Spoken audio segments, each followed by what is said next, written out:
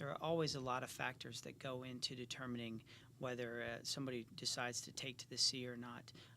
The economy certainly plays a major role in that, both within Cuba and in the United States. We also feel, though, that our enforcement efforts have made a significant dent in the number of Cuban migrants who have chosen to take to the sea illegally in search of reaching the United States. Certainly, if the economy, if it's tougher for people to afford to pay the going price of what smugglers are charging to bring people into the U.S. illegally, there's certainly an element of risk involved with that. So the prices that they charge are pretty extensive. We've heard upwards of $5,000, $10,000, or even $15,000 to bring somebody into the United States illegally. If either they can't afford that, or if their relatives here in South Florida can't afford that, that could be a contributing factor too.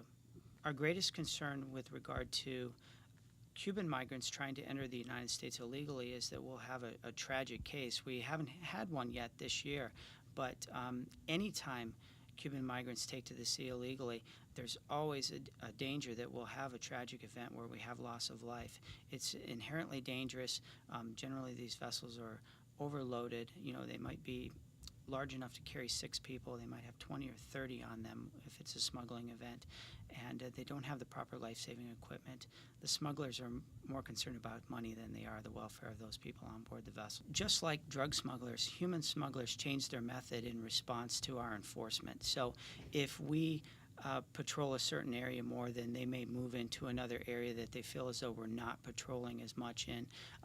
We liken it to squeezing a balloon. The air goes to the outside of the balloon. It's just like that for smuggling methods too. They try to use other methods to try to get their human cargo into the U.S. illegally.